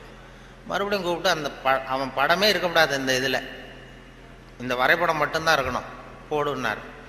உடனே இவன் வந்து பாலம் போட்டான். 6 பாலம் சரியாக போட்டுட்டு இந்த மூலையில் பார்த்தா அவன் நிற்கிற இடத்துல அவன் இல்லை. அந்த இடத்துல சின்ன ஒரு கல்லறை, இந்த சிறுவன் இங்கே புதைக்கப்பட்டிருக்கிறான் அப்படின்னு எழுதிட்டான். அதாவது அந்த உள்ளுக்குள்ளே இருக்கிற அந்த கவிஞனை ஒன்றும் பண்ண முடியாது. சில பொறியியல் படிக்கிற மாணவர்கள் நீங்கள் நிறைய பேர் கவிதை எழுதலாம், அது எப்படியாவது வெளியில் வந்துக்கிட்டு தான் இருக்கும். அது வந்து பியூராக அந்த வரைபடத்தில் கூட அவனை மறைக்க முடியல பாருங்கள், அப்படி இருக்கும். அது மாதிரி சொல்கிறது உண்டு அவங்கவுங்க அந்த இதில். அதனால் இந்த பேச்சு, இந்த சொன்னார்கள், இந்த நகைச்சுவை உணர்வுங்கிறது ரொம்ப அவசியம், அதை பற்றி சொல்லணும், போகணும், வரணும்னு சொல்லி சொன்னாங்க. நகைச்சுவை உணர்வுங்கிறது நமக்கு சின்ன வயசுலேருந்து நாம் பிறந்து 6 வாரத்தில் தான் சிரிக்க ஆரம்பிக்கிறோமா. ஒரு குழந்தை பிறந்து 6வது வாரம் தான் சிரிக்க ஆரம்பிக்கும். ஒரு கிளுகிழுப்பை கொண்டு போய் குழந்தை முகத்துக்கிட்ட ஆட்டினா சிரிக்குது. அதே கிளுகிழுப்பை ஒரு தாத்தா முகத்துக்கிட்ட ஆட்டுங்க கோவம் வந்துடும், குச்சி கிச்சிருந்தா எடுத்து அடிச்சிருவார். ஏன்னா அப்படி இருந்தவர் அப்படி ஆயிட்டார். ஒரு காலத்தில் அப்படி இருந்தவர், அப்படி சின்ன வயசில் ஒரு கிளுகிழுப்ப சத்தத்துக்கு சிரித்தவர் அதே சத்தத்துக்கு டென்ஷன் ஆகிறாருன்னா அப்படி தான் மனுஷனுடைய வாழ்க்கை வீணாக போகுது. அந்த இயல்பு தன்மை மாறாமல் இருக்கணுமா, அந்த சிரிப்பு தன்மை வந்து. ஆனால் சிரிப்புங்கிறது ஒரு பாவமான செயல்னு காலங்காலமாக போதிக்கப்பட்டு வந்திருக்கிறோம். எப்படி போதிக்கப்பட்டு வந்திருக்கிறோம்னா, ஒரு முதலாளிக்கு முன்னாடி தொழிலாளி சிரித்தா மரியாதை குறைச்சால், ஒரு ஆஃபீஸருக்கு முன்னாடி பியூனு சிரித்தா மரியாதை குறைச்சால், இப்படி சொல்லி சொல்லி சிரிப்புங்கிறது ஏதோ மரியாதை குறைவான செயல்னு காலங்காலமாக போதிக்கப்பட்டு வந்து இப்போ சிரிப்பு தன்மை வந்து சிறைப்பட்டு போச்சான் நம்ம உடம்புக்குள்ளே. இந்த சிறைப்பட்டிருக்கிற சிரிப்பை வெளியில் கொண்டு வர்றதுக்கு தான் ஜோக்குன்னு ஒரு சாவியை போட வேண்டியிருக்கு. வேறு ஜோக்குக்கும் சிரிப்புக்கும் சம்மந்தமே இல்லை, அது ஒரு சாவியாக உபயோகப்படுது. ஏற்கனவே இருக்கிற இயல்பு தன்மையை வெளியில் கொண்டு வர்றது. அந்த குழந்தை தன்மையோடு இருக்கணும், குழந்தைத்தனம் தான் இருக்கக்கூடாதே தவிர அந்த குழந்தைத்தன்மை கடைசி வரைக்கும் நமக்கு நீடிச்சதுன்னா ஹார்ட் அட்டாக் வராது. குழந்தைத்தன்மை வேறு, குழந்தைத்தனம் வேறு. குழந்தைத்தன்மை பெரிய வயசானா கூட குழந்தைத்தன்மையோடு இருக்கலாம். இப்போ ஒரு அம்மா வந்து ஒரு பிள்ளைய எழுப்பிச்சான், தட்டி எழுப்பியிருக்கு காலையில் விடிய காலம். அம்மா வந்து எழுந்துடுறா காலேஜுக்கு நேரம் ஆகிட்டுது அப்படின்னு எழுப்பிச்சான். அந்த புள்ள இழுத்து போத்திட்டு நான் காலேஜுக்கு போக மாட்டேம்மா, எனக்கு போகிறதுக்கு பிடிக்கலன்னு இருக்கு. அந்த அம்மா விடலை, வயசானம்மா. நீ நீ போய் தாண்டா ஆகணும் அப்படின்னு இருக்கு. அந்த புள்ள எழுந்திரிச்சு உட்காந்து கேட்டிருக்கு, ஏம்மா என்னை வந்து ஏன் இப்படி தொந்தரவு பண்ணுற, தூங்க விடாமல் அப்படின்ட்டுருக்கு. அப்போ அந்த அம்மா சொல்லிச்சான், நீ வந்து காலேஜுக்கு ஏன் போக மாட்டேங்கிற, அதுக்கு 2 காரணம் சொல்லு அப்படின்ட்டுருக்கு. அந்த அம்மா பிள்ளைய கேட்டிருக்கு, நீ காலேஜுக்கு ஏன் போக மாட்டேங்கிற 2 காரணம் சொல்லு. அப்போ அந்த பிள்ளை சொல்லிச்சான், ஏன் போக மாட்டேன்னா ஒரு காரணம் அங்கே இருக்கிற மாணவர்களுக்கெல்லாம் என்ன பிடிக்கல, பசங்களுக்கெல்லாம் என்ன பிடிக்கல. 2வது காரணம் அங்கே இருக்கிற வாத்தியார்களுக்கும் என்ன பிடிக்கல, ஆசிரியர்களுக்கும் பிடிக்கல, மாணவர்களுக்கும் பிடிக்கல, அதனால் நான் போக மாட்டேன் அப்படின்னு சொல்லி படுத்துட்டுது. அதுக்காக நீ வந்து போகாமல் இருக்கக்கூடாதா, காலேஜுக்கு போய் தான் ஆகணும்னு மறுபடியும் எழுப்புது அந்த அம்மா, வயசானம்மா. அப்புறம் எழுந்திரிச்சு உட்காந்துக்கிட்டு அந்த புள்ள கேட்டுதான், என்ன எதுக்கு காலேஜுக்கு போகணும்னு நீ சொல்கிற, அதுக்கு 2 காரணம் சொல்லு அப்படின்ட்டு. அப்போ அந்த அம்மா சொல்லிச்சாண்டே, ஏன் சொல்கிறேன்னா, முதல் காரணம் உனக்கு வயசு 54, 2வது காரணம் நீ தான் பிரின்சிபால்.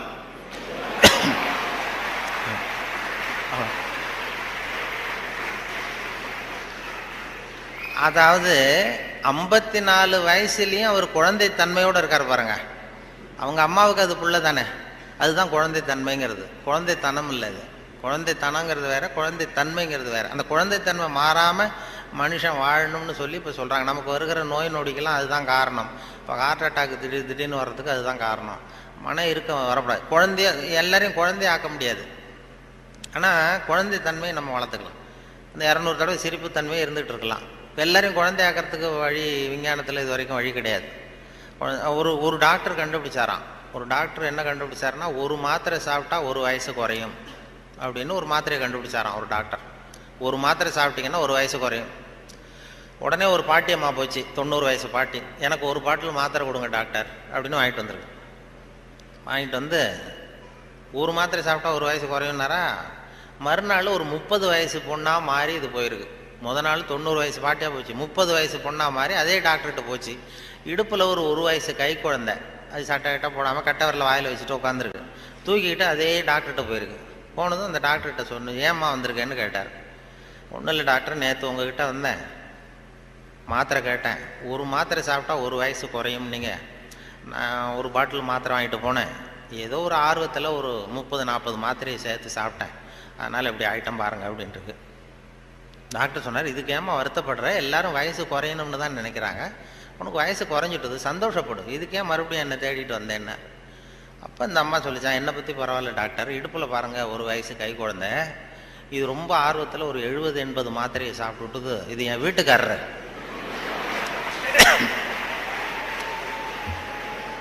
இது இப்படியே உட்காந்துக்கிட்டே இறங்க மாட்டேங்குது, நான் எங்கே தூக்கிட்டு போகிறது, எதையாவது ஒரு மாத்திரையை கொடுத்து இறக்கி விடுங்க டாக்டர், அப்போ தான் நாம் பார்த்தேன், அதுக்காக தான் வந்தேன்னு தான். அதாவது இயற்கைக்கு மாறாக நம்ம போனோம்னா இப்படிப்பட்ட பிரச்சனையெல்லாம் வந்துடும்.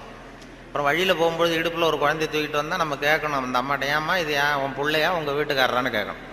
அப்படி குழப்பம் வந்துடும். இயற்கையை மாற்ற முடியாது, ஆனால் அந்த குழந்தை தன்மையை நம்ம கொண்டு வரலாம். அதுக்காக சொல்லுவாங்க. ஏன்னா இதய நோய் இன்னைக்கு வராதவர்கள் 2 பேருக்கு வர்றதில்லை.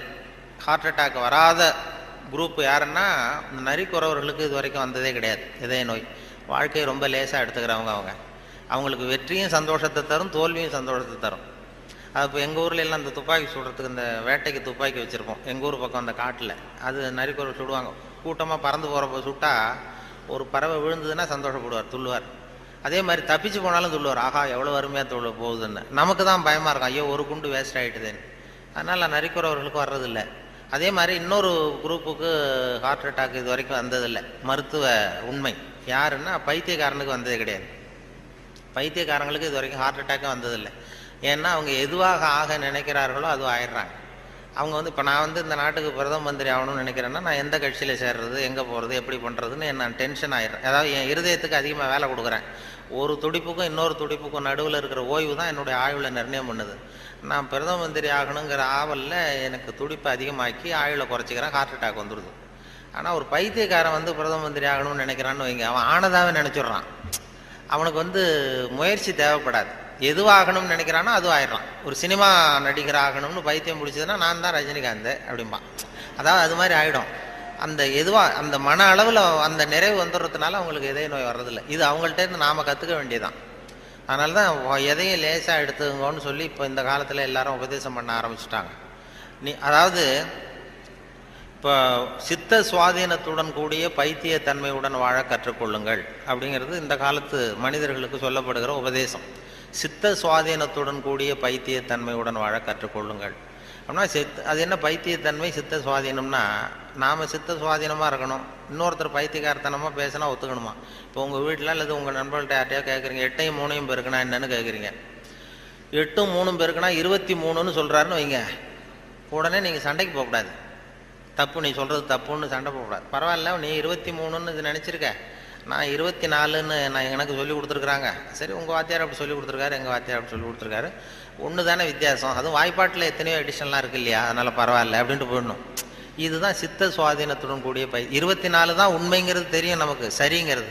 23ஐயும் சரின்னு ஒத்துக்கிறோம் பாருங்கள், அதை தான் சித்த சுவாதீனத்துடன் கூடிய. அப்படி இருக்கிறவங்களுக்கு இதய நோய் வராதான்.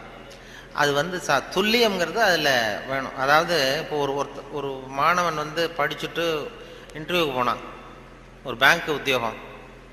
அங்கே கேள்வி கேட்டாங்க, 8ஐயும் 3ஐயும் பெருக்குனா என்னப்பான்னு. அவன் சொன்னான், 8ஐயும் 3ஐயும் பெருக்குனா 23ன்னு சொல்லிட்டான், வாய் தவறி சொல்லிட்டான். சரி போயிட்டு வான்ட்டாங்க இன்டர்வியூவில். வெளியில் வரும்பொழுது யோசித்தான், இது என்ன ஒரு சின்ன கணக்கு தானே கேட்டாங்க, இது தப்பாக சொல்லிட்டோமே, 8/3/23 சொல்லிட்டோமே, இது கூட தெரியலன்னா நமக்கு எப்படி பேங்க்கில் வேலை கிடைக்கும்? நிச்சயமாக நமக்கு இந்த வேலை இல்லை, ஏதோ உளறிவிட்டோம் அப்படின்னு சொல்லி போயிட்டான் வீட்டுக்கு. வீட்டுக்கு போனால் ஒரு வாரத்தில் அப்பாயின்மெண்ட் ஆர்டர் வந்துட்டுது அவனுக்கு, நீ வந்து வேலையில் சேர்ந்துக்கிடான்னு. உடனே அப்போ அவன் நினச்சானா, சரி நாம் பதில் சொன்னதை அவரும் சரியாக காதில் வாங்கலை போல இருக்கு, கேள்வி கேட்டவரும், அதனால் இதை சொல்லிடக்கூடாது, பேசாமல் போய் வேலையில் சேர்ந்துருவோம் அப்படின்னு போய் நேராக போய் வேலையில் சேர்ந்துட்டான். சேர்ந்து வேலை பர்மனெண்ட் ஆனதுக்கப்புறம் அந்த மேனேஜர்கிட்ட போய் உக்காந்தான். சார், அன்னைக்கு இன்டர்வியூக்கு வந்தப்போ என்ன ஒரு கேள்வி கேட்டீங்க, 8/3 பேருக்குன்னா என்னென்னு, நான் வாய் தவறி 23 சொல்லிட்டேன், நீங்களும் சரியாக கவனிக்கலை போட்டுருக்கு சார், எனக்கு வேலை கொடுத்துட்டீங்க, ரொம்ப தேங்க்ஸ் அப்படின்றான். இனிமேல் ஒன்றும் பண்ண முடியாதுன்னு. அப்போ அந்த மேனேஜர் சொன்னார், அப்படி இல்லைப்பா, அன்னைக்கு இன்டர்வியூக்கு வந்தது ஒன்றையும் சேர்த்து 294 பேர் வந்தீங்க இன்டர்வியூக்கு, நான் 294 பேர்கிட்ட இந்த கேள்வி கேட்டேன், 8/3 பேருக்குன்னா என்னென்னு, நீ சொன்னது தான் நியரஸ்ட் கரெக்ட் ஆன்சர், நான் அதனால தான் வேலை கொடுத்தேன், நான் ஒன்றும் தப்பாக பண்ணிவிடல அப்படின்னா. அதாவது வாழ்க்கையில் வெற்றி பெறணும், இதய நோய் வரக்கூடாது, ஹார்ட் அட்டாக் வரக்கூடாதுன்னு நினைக்கிறவர்கள் நியரஸ்ட் கரெக்ட் ஆன்சரை தான் பார்க்கணுமா. வாழ்க்கையில் நியரஸ்ட் கரெக்ட் ஆன்சர் பார்க்குற மனோபாவம் வந்து இதயத்தை நல்லா வச்சுருக்கோம். ஆனால் அறிவியலில் அப்படி பார்க்கக்கூடாது. அறிவியலில் ரொம்ப துல்லியம் அவசியம். இப்போ உங்கள் பொறியியல் சம்மந்தப்பட்ட விஷயங்கள்லையோ அறிவியல் சம்மந்தப்பட்டதில் துல்லியம் தான் முக்கியம், அதில் போய் நியரஸ்ட் கரெக்ட் ஆன்சர் பார்க்கக்கூடாது. வாழ்க்கைங்கிற கணக்கில் நியரஸ்ட் கரெக்ட் ஆன்சர் தான் பார்க்கணும், ரொம்ப துல்லியமாக எதையும் பார்க்கக்கூடாது. அறிவியல் வந்து துல்லியம் போச்சுன்னா போச்சு. இப்போ நம்ம ஒரு ராக்கெட் விடுறோம், செவ்வாய் கிரகத்துக்கு விட்டோம், புதன் கிரகத்தில் போய் இறங்கிவிட்டது, பரவாயில்ல, ஒரு கிரகம் தானே வித்தியாசம் அப்படின்னு அதில் போய் அப்படி போகக்கூடாது. செவ்வாய்க்கு அடுத்தது புதன் தானே, பரவாயில்லன்னு அப்படி போக முடியாது. அறிவியலில் துல்லியம் முக்கியம். வாழ்க்கைங்கிற விளையாட்டில் இந்த பர்ஃபெக்ஷன் பார்க்காதீங்கோ. பர்ஃபெக்ஷன் ஒன்று உலகத்தில் ஒன்றுமே கிடையாதான். பர்ஃபெக்ஷன் நானாக என் மனசில் ஒரு உருவத்தை வரைஞ்சிக்க வேண்டியது, படத்தை போட்டுக்கிறது, அதே மாதிரி எதிரில் இருக்கிறது இருக்கான்னு நான் பார்க்குறேன். நான் உள்ளுக்குள்ளே என்ன வரைஞ்சிருக்கணும் அதே மாதிரி இருந்ததுன்னா பர்ஃபெக்ட்னு சொல்கிறேன், அது இல்லைன்னா அது சரியில்லைங்கிறேன். அதாவது கோளாறு நான் வரைஞ்ச படத்தில் இருக்கே தவிர பொருள் இல்லை. உலகத்தில் எது எது எப்படி இருக்கணுமோ அது அப்படி தான் இருக்குது. அழகாக இருக்கிற பொருளை நீங்கள் விரும்புவதில்லை, அழகாக இருக்கிற பொருளை நீங்கள் விரும்புவதில்லை, நீங்கள் விரும்புகிற பொருள் அழகாக இருக்கிறது அப்படிங்கிறது தான் உண்மை. அதனால தான் ஒரு நீக்ரோவுக்கு அவங்க புள்ள வந்து அழகாக இருக்குது, நமக்கு நம்ம பார்வைக்கு வித்தியாசமாக தெரியுது. அதனால் அந்த அழகுங்கிறதெல்லாம் வாழ்க்கைங்கிற கணக்கில் அந்த ரொம்ப துல்லியமெல்லாம் பார்த்து வாழ்க்கையை வீணாக்கி கொள்ளாதீர்கள்னு சொல்லுவாங்க. ஏன்னா மனிதனுக்கு வந்து இன்னும் சரியான விளக்கம் யாருமே கொடுத்ததில்லை. கிரேக்க அறிஞர்கள் தான் பெரிய அந்த வரைவிலக்கணம் வகுக்கிறதுல ரொம்ப கெட்டிக்காரங்களாம். கிரேக்க அறிஞர்கள் ஒவ்வொன்றுக்கும் டெஃபனேஷன் வகுக்கிறதுல. அப்போ ஒரு குரூப் அறிஞர்கள் குழு கூடி உட்காந்து மனிதன் என்பவன் யார், மனிதன் அப்படின்னா அதுக்கு என்ன டெஃபனேஷன், ஒரு வரைவிலக்கணம் வகுக்கணும்னு உட்காந்தாங்களாம். உட்காந்தா எல்லாம் வந்து இப்படி ஒவ்வொரு அறிஞரும் ஒரு யோசனை சொல்லியிருக்கிறார். மனிதன் என்பவன் ஒரு 2 கால் பிராணி அப்படின்னு எழுதிடலாம் சார் அப்படின்னது உடனே எல்லாம் ஏகமனதாக எல்லாம் சரி தான், சரியாக இருக்க விளக்கம். மனிதன் என்பவன் 2 கால் பிராணி, சரியாக இருக்க, ஒத்துக்கலாம்னு போனாங்க. அப்போ திடீர்னு ஒருத்தர் எழுந்திரிச்சு வெளில ஓடினாராம். போயிட்டு ஒரு திடுக்கிட்டுன்னு வெளில திரும்பி வந்து ஒரு சாக்கில் கொண்டாந்து அப்படி வச்சார் மேஜையில். இந்த சாக்குக்குள்ளே என்ன இருக்குன்னு கேட்டார் தலைவர், கூட்ட தலைவர். உங்கள் வரைவிலக்கணப்படி, உங்கள் டெஃபனேஷன் படி உள்ள ஒரு மனுஷன் இருக்கான், மனிதன் என்பவன் ஒரு 2 கால் பிராணின்னு தானே சொன்னீங்க அப்படின்னு சொல்லி திறந்தா ஒரு கோழி நிற்கிது. ஒரு கோழி, இது 2 கால் பிராணி தானே, அப்போ இதுவும் ஒரு மனுஷன் தானே அப்படின்னானா. ஆகா, நம்ம டெஃபனேஷனில் ஏதோ ஒரு தப்பு, அதில் ஒரு திருத்தம் உண்டு பண்ணணும் அப்படின்னு சொல்லி இன்னொருத்தர் சொல்லியிருக்கார். நான் அதில் கொஞ்சம் ஒரு கரெக்ஷன் கொடுக்குறேன் சார் அப்படின்னு சொல்லி மனிதன் என்பவன் சிறகுகளற்ற 2 கால் பிராணி அப்படின்னு கொடுத்துருக்கான்.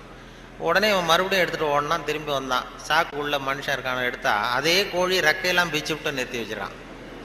உங்கள் டெஃபினேஷன் படி மனுஷன் சிறகுகளற்ற 2 கால் பிராணி அப்படின்னு.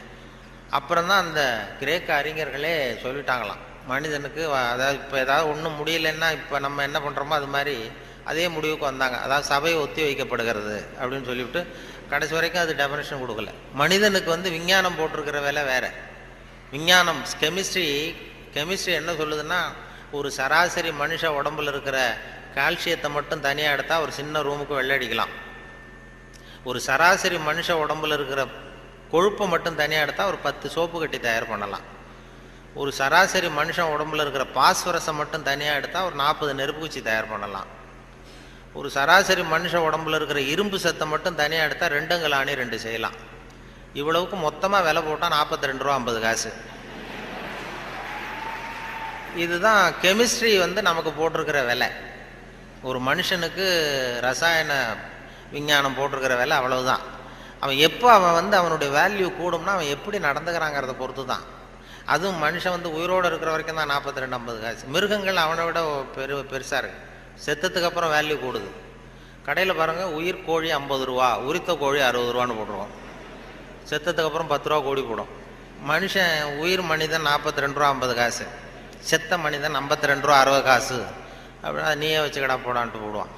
அது அப்படி வந்து எப்படி வாழணுங்கிற அந்த வாழ்க்கை நெறிகள்லாம் பெரியவர்கள் நிறைய பேர் அதை பற்றி இது பண்ணி சொல்கிறாங்க. அதனால தான் அவங்ககிட்டேருந்து கற்றுக்கிட்டு நம்ம நல்ல பழக்க வழக்கங்கள் நம்மக்கிட்ட இருக்கிற அந்த திருக்குறளை பற்றி இப்போ தான் அதை பற்றி நிறைய பேர் பேச ஆரம்பிச்சிருக்கிறாங்க. திருக்குறளுங்கிறது அதனுடைய அருமை பெருமையெல்லாம் எப்படி வந்தது போச்சுன்னு சொல்லி. திருக்குறள்லாம் சின்ன வயசில் நம்ம பாடத்திட்டத்தில் மனப்பாடம் பண்ணது தான். இப்போ அதை பற்றி ஆங்கில மொழிபெயர்ப்புலாம் நிறைய வந்துக்கிட்டு பெருசாக பண்டிதமணி கதிரேசன் செட்டியார் இருந்தார். அவருடைய மகன் கூட இங்கே இருந்தார்ல தமிழ் துறையில், கதிர் தியாகராஜன். அவங்க அப்பா பண்டிதமணி கதிரேசன் செட்டியார். அவர் வந்து திருக்குறளை மனப்பாடம் பண்ணது எப்படின்னா, எதிரில் வந்து அவங்க வீட்டு வேலைக்காரனை உட்கார வச்சுக்குவாராம். இவர் உட்காந்துருப்பார். அவருக்கு கால் நடக்க முடியாது, கால் ஊனம். அதனால் எதிரில் வேலைக்காரனை உட்கார வச்சுட்டு அவன் கையில் திருக்குறள் புஸ்தகத்தை கொடுத்துட்றது.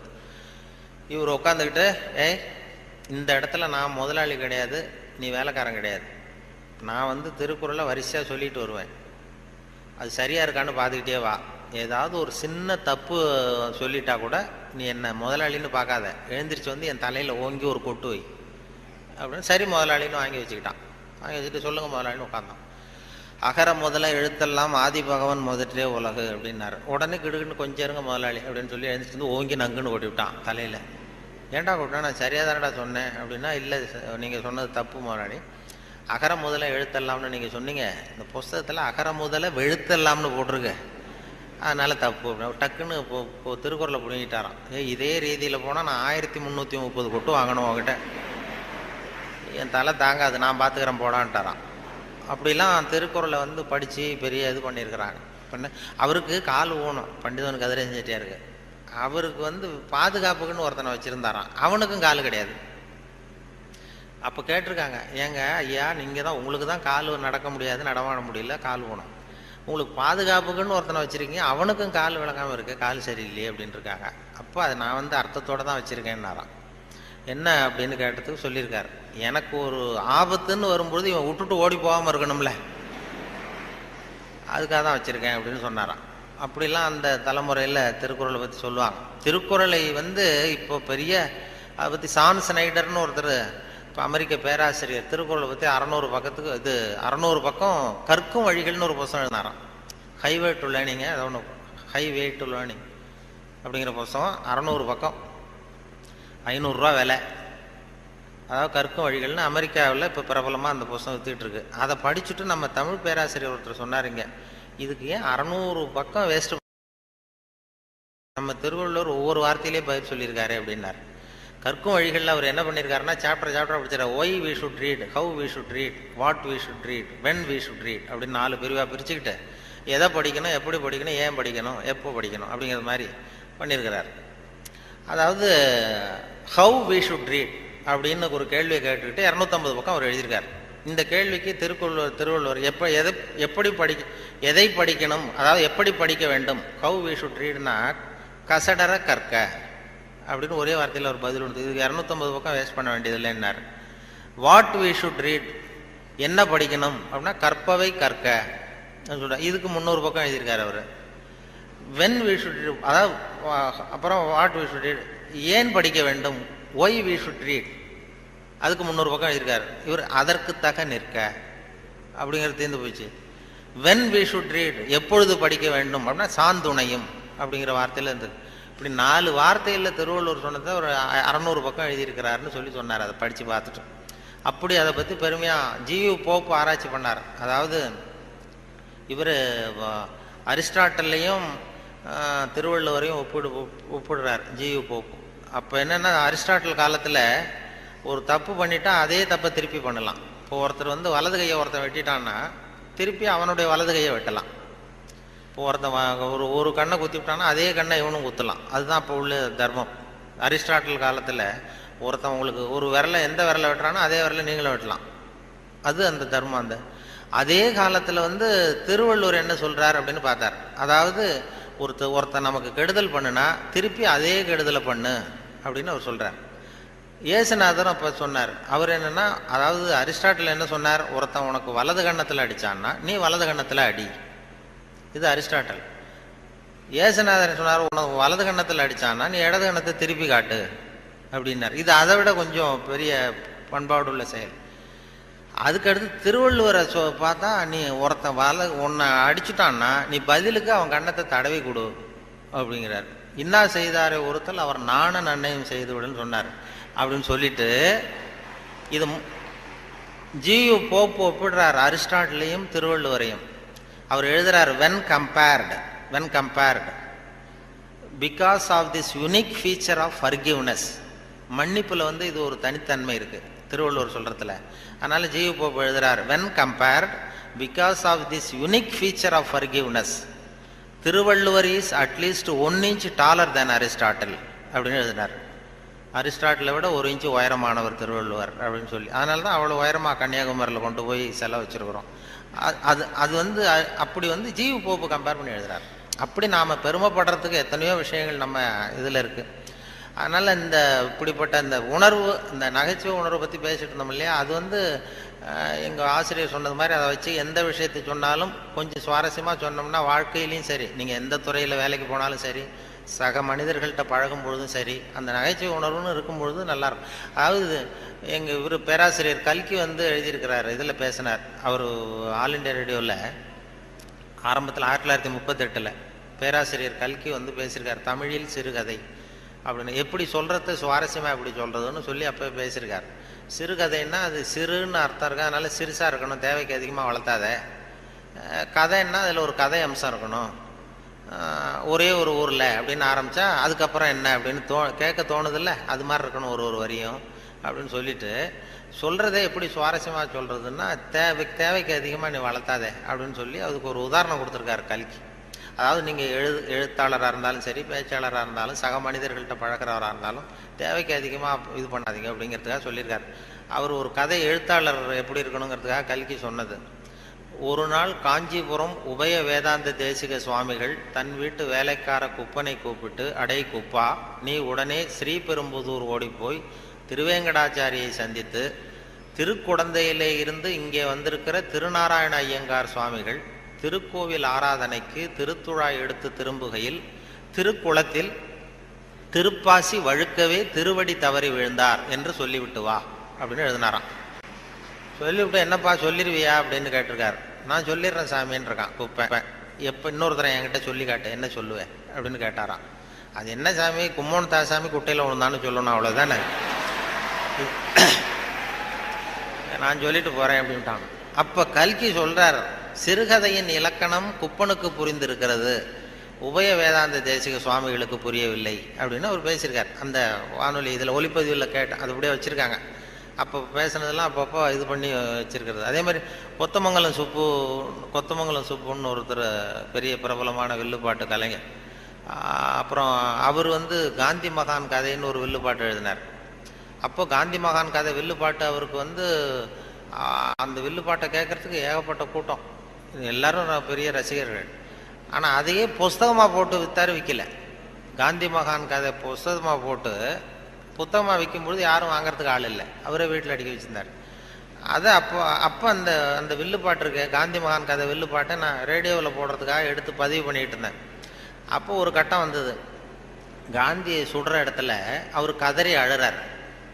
கதறி அப்படியே நிஜமாகவே அழுறார் காந்தி சுடப்படுற இடத்துல. அந்த வில்லுப்பாட்டு அது பதிவாக இருக்குது, அதை போட்டு கேட்டேன்.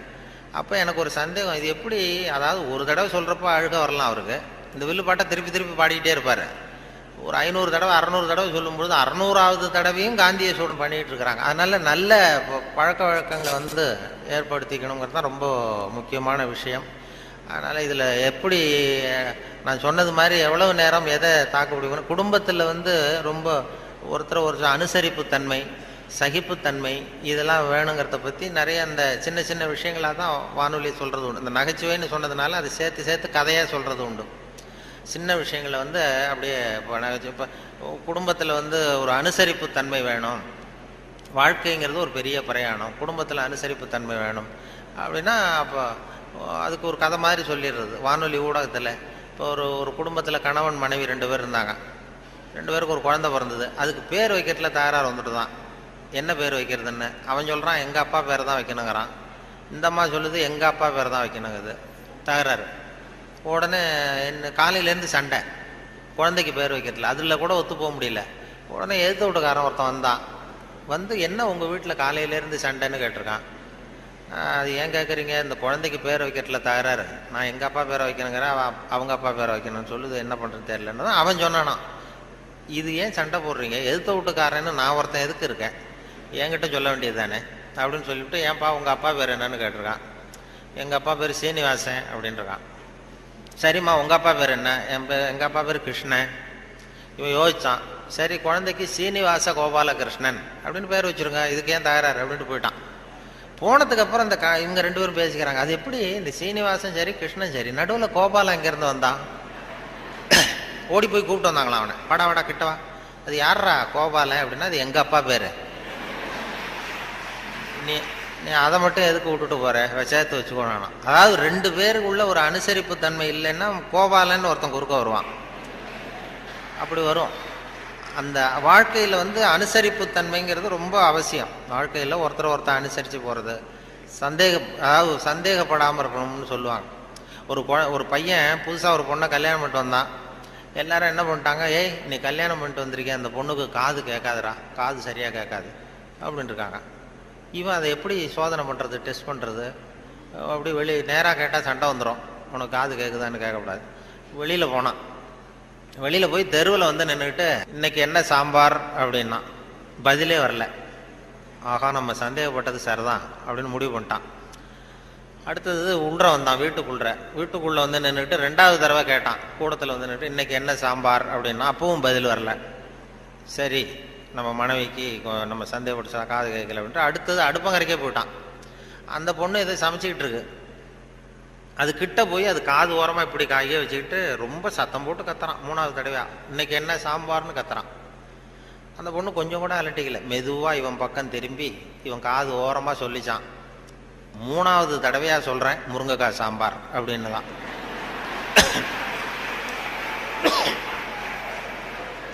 இவனுக்கு காது கேட்கல, இவன் அதை போய் குத்துறான். அதான் தன் குற்றம் நீங்கி பிறர் குற்றம் காண்கிற்பின் என் குற்றமாகும் இறைக்குன்னு சொல்லுவாங்க. அதில் திருவள்ளுவர் இதில் என்னென்னா ரொம்ப கிட்டத்தில் வந்து நமக்கு புத்தி சொல்கிறவர் அவர் தான். மற்றவங்களாம் எட்டத்துலேருந்து சொல்லுவாங்க. நீங்கள் நல்லது செஞ்சால் எதுக்கும் கவலைப்படாதீங்க அப்படின்னு எத்தனையோ பேர் உபதேசம் பண்ணுவாங்க. நமக்கு நீ நல்ல காரியம் செய்கிறது நல்ல காரியமா, எதுக்கும் கவலைப்படாது, நீ பாட்டு செஞ்சுட்டு போடா அப்படிம்பாங்க. திருவள்ளுவரை சொல்ல கிட்ட வந்து நீ நல்லது செஞ்சாலும் தப்பு வந்துடும், ஜாக்கிரதையாரு அப்படின்னு சொல்லிட்டு போகிறார். அது நம்ம மேலே ரொம்ப அக்கறை உள்ளவங்க தான் அதை சொல்லுவாங்க.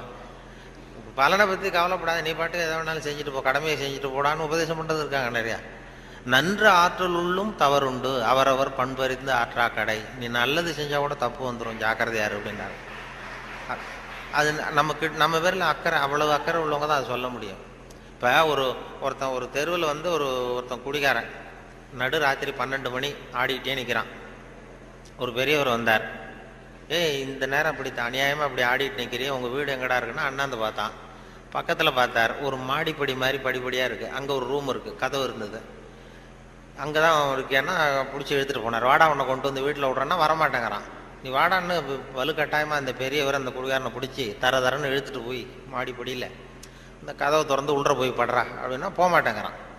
ஒரு வலுக்கட்டாயமாக கழுத்தை பிடிச்சி உள்ற தள்ளி கதவை சாத்திவிட்டு இறங்கி வந்துட்டார். அப்பாடா ஒரு நல்ல காரியம் பண்ணோம். வந்தால் இன்னொருத்தன் அதே மாதிரி ஆடிட்டு வரான் கீழே. நீ என்னடா பண்ணேன்னா இவனும் அதே மாதிரி ஆடுறான். சரி வாடா உனக்கும் இங்கே தான் நான் அண்ணந்து பார்த்தான். சரிவா அங்கே தான் தங்கியிருக்கேன்னு பிடிச்சி தரன்னு இழுத்துட்டு போய் கதவு திறந்து போடான்னு அவனும் போக மாட்டேங்கிறான். அவனையும் வலுக்கட்டாயமாக தள்ளிவிட்டு மூடிவிட்டு கீழே இறங்கி வந்தார். வந்தால் 3வது ஆள் ரொம்ப பயங்கரமாக ஆடிட்டு வரான்.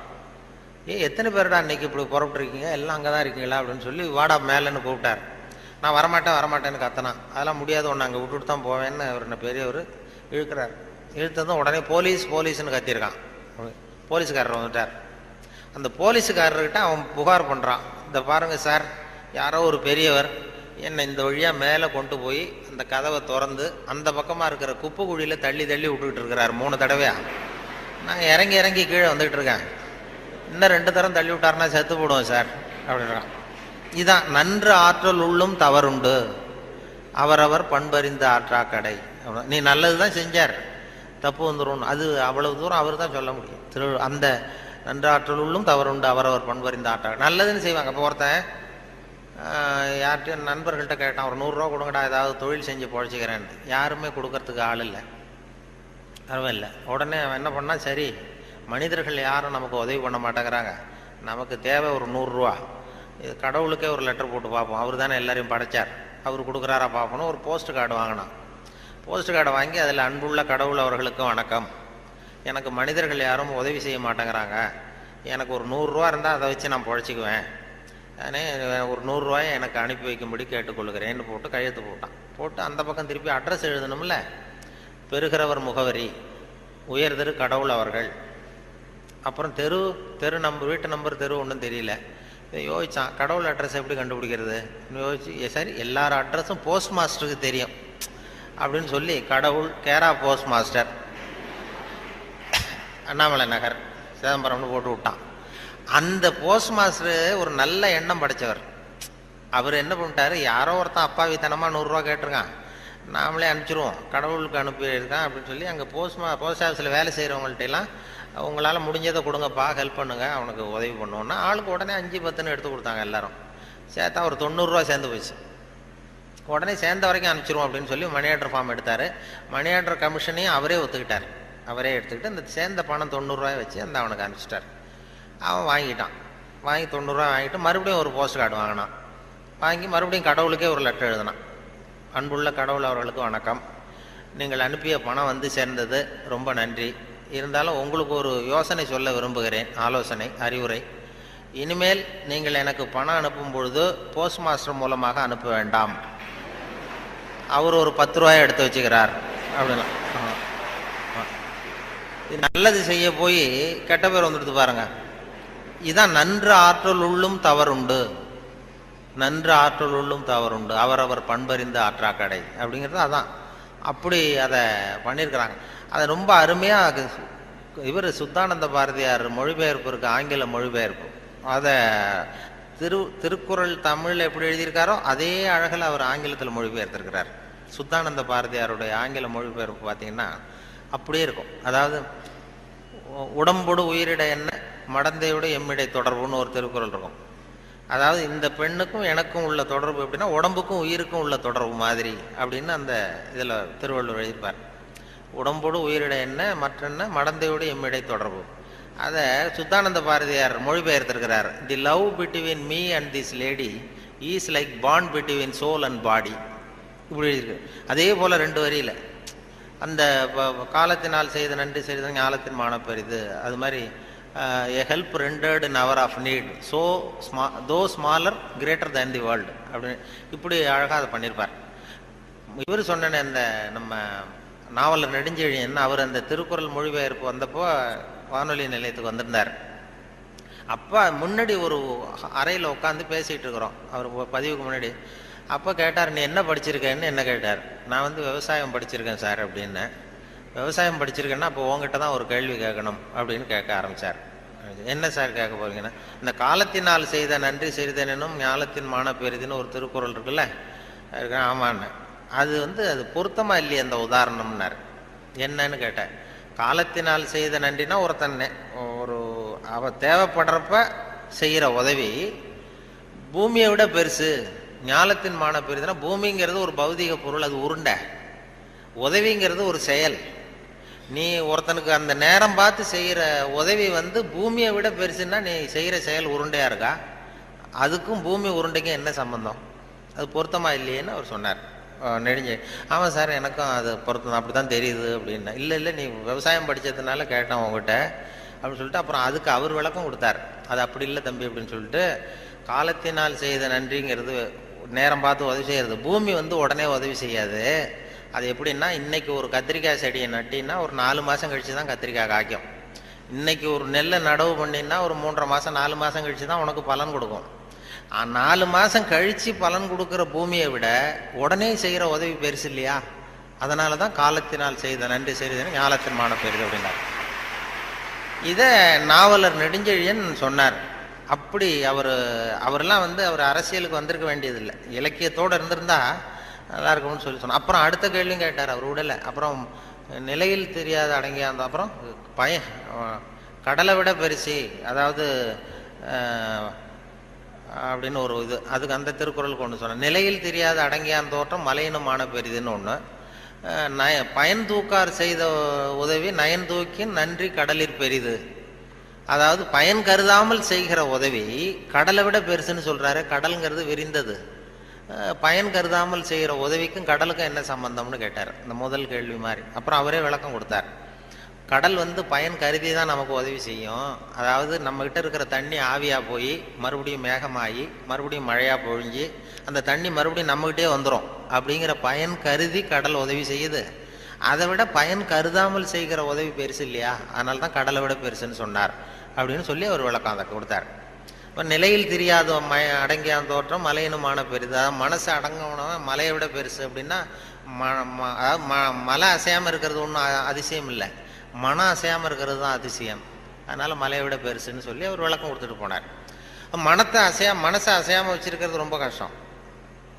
அது சொல்லிடலாம், மனசை நான் கட்டுப்படுத்துறேன்னு. ஒருத்தன் நான் என்ன பெரிய பெரிய துறவிகள்லாம் நான் மனசை கட்டுப்படுத்துறேன்னு ஒருத்தன் சவால் விட்டுட்டு போனானா, போய் என்ன பண்ணுறதுன்னா ஒரு நடுக்காட்டில் போய் உட்காந்துக்கிட்டான். மனசை கட்டுப்படுத்துறது என்ன பெரிய காரியம் நான் பண்ணுறேன் அப்படின்ட்டு அப்படியே உட்காந்தான். உட்காந்து பார்த்தா எதிரில் ஒத்தையடி பாதை, அதில் ஒரு நடனம் ஆடுற பொண்ணு போயிட்டுருக்கு. டான்ஸு ஸ்கூல் ஒன்று, டான்ஸு கற்றுக்கிறதுக்கு போயிட்டுருக்கு. இது என்ன இவ்வளோ தூரம் உட்காந்துருக்குறோம், இப்போவும் நமக்கு தொந்தரவாக இருக்குதே, கண்ணு இடைஞ்சலாக இருக்கேன்னு சொல்லி பார்த்தான். 8 மணிக்கு கிளாஸு தினம் போயிட்டுருக்கு. இப்போ பார்த்தான், ஒரு துணியை எடுத்து கண்ணை கட்டிட்டு உட்காந்துட்டான். இனிமேல் பார்த்துக்கோ, இனிமேல் ஒன்றும் ஆகாதுன்னு. மறுநாள் உட்காந்தா 8 மணிக்கு அந்த காலில் கட்டியிருக்கிற சலங்கை சத்தம் கேட்டுதான், ஜல் ஜல்லுன்னு. இது ஏது காது தொந்தரவாக இருக்குது அப்படின்னு சொல்லி காதையும் கட்டிவிட்டான். கண்ணையும் கட்டிவிட்டான். இனிமேல் ஒன்றும் இப்போ பிரச்சனை இல்லை. மறுநாள் காலையில் 8 மணிக்கு அது தலையில் வச்சிருக்கிற பூ வாசம் அடிச்சிருக்கு. இந்த பொண்ணு மூக்கையும் கட்டிவிட்டான். கண்ணு காது மூக்கையும் கட்டிவிட்டு இனிமேல் நான் மனசை கட்டுப்படுத்துறேன்னு உட்காந்தானா. மறுநாள் காலையில் 8 மணி ஆச்சு. அப்போ இவன் மனசை நினச்சிதான், இந்நேரம் அவள் போயிட்டு இருப்பா அப்படின்னு. இதை விட அசையாமல் இருந்ததுன்னா அது மலையை விட பெருசு மனசு. நிலையில் தெரியாத அடங்கியான் தோற்றம் மலையினும் மான பெரிதுன்னா அதுதான். மலை அசையாமல் இருக்கிறது ஒன்றும் பெரிய ஆச்சரியம் இல்லை, மனசு அசையாமல் இருந்ததுன்னா அது பெரிய அதிசயம் அப்படின்னு சொல்லி அதுக்கு விளக்கம் அவர்கள் கொடுத்துக்கிட்டு இருந்தாங்க. அப்படி நிறைய அதை பற்றி நிறைய பண்ணுறாங்க. அதனால் நமக்கு உங்களுடைய எவ்வளவு நேரம் ஆச்சுன்னு தெரியல, எப்போ முடிக்கிறதுன்னு தெரியல. அது ஒரு கடிகாரம் வச்சா பரவாயில்ல. கடிகாரம் சொல்லுவாங்க பேச்சாளர்கள், சில பேச்சாளர்கள் ஆரம்பிச்சிருவாங்க, முடிக்க முடியாது, எப்போ முடிக்கிறதுன்னு தெரியாது. நெடுஞ்செழியனை பற்றி பேரறிஞர் அண்ணா சொல்கிறது உண்டு. நெடுஞ்செழியன் கூட்டம் நெடுஞ்செழியன் பேசி முடிக்கும் பொழுது அண்ணா சொல்லுவார், அவர் ஒரு பேசி முடிக்க போனார்னா அந்த பிளேன் அப்படி இறங்குறதுக்கு முன்னாடி 2 ரவுண்ட் அடிக்குதில்ல மேலே, அது மாதிரி ஒரு 2 ரவுண்ட் அடிச்சுட்டு அப்புறம் தான் கீழே இறங்குவார் அப்படின்னு சொல்லி வேடிக்கை சொல்லுவார். அது மாதிரி பேச்சாளர்களுக்கு இப்போ ஒரு பேச்சாளர் பேசிக்கிட்டே இருந்தாராம், எவ்வளோ நேரம் ஆச்சுன்னு தெரியல. அப்புறம் சொல்லியிருக்காரு, ஐயோ உங்களை ரொம்ப நேரம் போர் அடிச்சிட்டேன் போல் இருக்கு, எனக்கு நேரம் போனதே தெரியல, கடிகாரத்தை பார்க்க மறந்துட்டேன் சார், மன்னிச்சுங்கன்னு இருக்கார். அப்போ ஒருத்தர் கோபமாக எழுந்திரிச்சு சொன்னாராம், ஏன் கடிகாரத்தை தான் பார்க்க மறந்த, பின்னாடி மாட்டிருக்கிற கேலண்டரையாவது பார்க்கக்கூடாதா அப்படின்னா அவன் வாரக்கணக்கில் பேசிகிட்டு இருந்திருக்கான். போன ஆரம்பத்தில் முடித்து இந்த விழா முடிகிற வரைக்கும் பேசிகிட்டு இருக்கிறது மாதிரி ஆகிடும். அது அந்த பேச்சுங்கிறது அந்த கல்கி சொன்னார்ல, அது மாதிரி இருக்கணும்னு சொல்லுவாங்க. பேச்சு எதுவாக இருந்தாலும் ஒரு தன்னம்பிக்கை ஊட்டுறது மாதிரி இருக்கணுமா. ஒரு பேச கேட்டாலும் எழுத்தை படித்தாலும் அது படித்து முடித்ததும் நமக்கு ஒரு வாழ்க்கையில் ஒரு பிடிப்பு தன்னம்பிக்கை ஊட்டணும். ஒரு இளைஞன் வாழ்க்கையில் விரக்தி அடைஞ்சி தற்கொலை பண்ணிக்கலாம்னு போய் தண்டவாளத்தில் தலை வச்சு படுத்தான். படுத்துறான், எதுவும் வாழ்ந்து பிரயோஜனம் இல்லைன்னு விரக்தி அடைஞ்சிட்டான். படுத்துக்கிட்டு இப்படி பார்க்குறான், 2 பக்கமும் ரயிலே வரல. இது என்னடா தற்கொலை கூட பண்ணுறது சாத்தியமா இல்லையே அப்படின்னு பார்த்தான். அப்போ யாரோ ஒருத்தர் ஒரு பக்கத்தில் ஒரு பெரிய மைதானம், ஒரு பெரிய பேச்சாளர் பேசிகிட்டு இருக்காரு. ஆகா, அங்கே யாரோ ஒருத்தர் பேசுகிறாரு, அதையாவது போய் கேட்டுட்டு வருவோம் கொஞ்சம் நேரம், இங்கே போர் அடிக்குது, அதுக்கப்புறம் தண்டவாளத்தில் தலை வச்சு படுத்துருவோம் அப்படின்னு எழுந்திரிச்சு போனான். அங்கே போனால் ஒரு 2000 பேர் உட்காந்துருக்காங்க மைதானத்தில். பேசிகிட்டு இருக்கார் ஒரு பேச்சாளர் தன்னம்பிக்கைங்கிறத பற்றி. பேசி முடித்தார் 1 மணி நேரம். முடிச்சுட்டு எல்லாரும் கலைஞ்சி போயிட்டாங்க. அப்புறம் அந்த இளைஞன் போனான். போய் அந்த பேச்சாளர்கிட்ட, சார் நான் வந்து தற்கொலை பண்ணிக்கணுங்கிற எண்ணத்தோடு தண்டவாளத்தில் தலையை வச்சு படுத்திருந்தேன். உங்கள் குரல் கேட்டது, பேச்சு கேட்கணும்னு வந்தேன். 1 மணி நேரம் உங்கள் பேச்சை கேட்டேன். இப்போ வந்து அந்த தற்கொலை எண்ணத்தை மாற்றிக்கிட்டேன். நான் இனிமேல் தற்கொலை பண்ணிக்க மாட்டேன். எனக்கு வாழ்க்கையில் ஒரு தன்னம்பிக்கை வந்துட்டுது, பிடிப்பு வந்துட்டுது. அதுக்கு நீங்கள் தான் காரணம் அப்படின்னு இருக்கான். அது எப்படி அந்த முடிவுக்கு வந்தேன்னு கேட்டிருக்காரு அவர். ஒன்றும் இல்லை சார், இப்போ உங்கள் பேச்சு எவ்வளோ பேர் கேட்டாங்க இந்த கூட்டத்தில் அப்படின்னா ஒரு 2000 பேர் கேட்டிருப்பாங்க அப்படின்னாரான் பேச்சாளர். அப்போ அந்த இளைஞன் சொன்னானா, ஏன் சார் ஒரு 2000 பேரை ஒரே நேரத்தில் சாகடிக்கிற நீ உயிரோடு இருக்கிறப்போ நான் எதுக்கு சார் சாகணும்? நான் எதுவும் எந்த தப்பும் பண்ணலையே சார், ஒன்றும் எதுவும் பண்ணல சார், நான் ஒன்றும் இப்போ பழச்சிக்குவேன் சார்ட்டு போட்டாரான். அப்படி வந்துடும் கதை. அப்படி பேச்சாளர்கள்ங்கிறது அந்த ஏன்னா ஒரு சகிப்புத்தன்மை. ஒரு பேச்சாளர் என்ன பண்ணார் தெரியுமா, வேகமாக போயிருக்காரு, அவசரமாக கூட்டத்தில் பேசணும்னு போயிருக்காரு. ஒரு காட்டு வழியாக போகும்போது சிங்கம் வந்து எதிரில் நின்று தான் வழி மறிச்சிருக்கு. ஏன் என் நிற்கிற அப்படின்னா, எனக்கு பசிக்குது, உன்னை சாப்பிட போகிறேன்னு தான் சிங்கம். நீ என்ன இப்போ சாப்பிட்றாத, நான் ஒரு முக்கியமான கூட்டத்தில் பேசுறதுக்காக போயிட்டுருக்கேன், அதனால் அதை கெடுத்துறாத அப்படின்ட்டு. அது என்ன, உன் மீட்டிங்கை பற்றி எனக்கு கவலை இல்லை, உன் பேச்சை பற்றி எனக்கு என் பசி தான் முக்கியம், உன்னை சாப்பிட போகிறேன். ஐயோ அவங்கெல்லாம் ஏமாந்துருவாங்க, ரொம்ப பேர் காத்துக்கிட்டு இருக்கிறாங்க பேச்சை கேட்கறதுக்கு, ஏமாந்துருவாங்க அப்படின்றாரு. இனி என்ன அவ்வளோ நல்லா பேசுவியா அப்படின்னு தான் சிங்கம். அதை ஏன் பேச்சை கேட்டால் அப்படியே கேட்குறவங்க மயங்கி விழுந்துருவாங்க. உடனே சிங்கம் சொல்லிச்சான், நீ இங்கேயே பேச, நான் மயங்கி விழறேன்னா பார்ப்போம் அப்படின்ட்டு. உடனே ஒரு ஆரம்பித்தார், பெரியோர்களே தாய்மார்களே அப்படின்னார். சிங்கம் அப்படியே கரகரகரகரன்னு சுற்றி விழுந்துடுது, மயக்கடிச்சு, அப்படியே மயக்கடிச்சு விழுந்துட்டுது. இவர் பார்த்தார், இதுதான் நமக்கு தப்பிக்கிறதுக்கு சரியான நேரம், இந்த மயக்கம் தெளி எழுந்திரிச்சு ஓடி போகணும் நம்ம அப்படின்னு. அப்படி பாம்பு நெளியிறது மாதிரி நெளிஞ்சு போனாராம். ஏன்னா எழுந்திரிச்சு நடந்தால் அதிர்ச்சியில் முழிச்சுக்கிட்டுதுன்னா என்ன பண்ணுறது, மயக்கம் தெளிஞ்சிரும்னு பாம்பு நெளிய மாதிரி நெளிஞ்சு கொஞ்சம் தூரம் போய் எழுந்திரிச்சு ஒரே ஓட்டமாக ஓடி போட்டார். ரொம்ப தூரம் போய் திரும்பி பார்க்குறாரு, அந்த சிங்கம் அப்படியே கிடக்குதா, பின்னாடி துரத்துதான்னு வேர்த்து ஒழுகுது, மூச்சு வாங்குது. ரொம்ப தூரம் ஓடி போய் திரும்பி பார்த்தா சிங்கம் அப்படியே மயங்கி கிடக்கு, மயங்கி விழுந்தது அப்படியே கிடக்கு. இவர் அங்கேருந்து அந்த சிங்கத்தை பார்த்துட்டு மனசுக்குள்ளே நினச்சிக்கிட்டாராம், நல்ல வேளை நம்ம பேச்சை கேட்டுட்டு அந்த சிங்கம் மயங்கி விழுந்ததுனால நாம் தப்பிச்சோம் அப்படின்னு அவர் நினச்சிக்கிட்டாராம். நம்ம பேச்சை கேட்டு மயங்கி விழுந்ததுனால தப்பிச்சோம், நல்ல வேலை அப்படின்னு நினச்சிக்கிட்டாராம். அதே நேரம் சிங்கம் லேசாக தலையை தூக்கி ஒரு கண்ணால் அவரை பார்த்துட்டு இது நினச்சிக்கிட்டு தான், நல்ல வேளை மயங்கி விழுந்தது மாதிரி நடித்ததுனால நாம் தப்பிச்சோம்,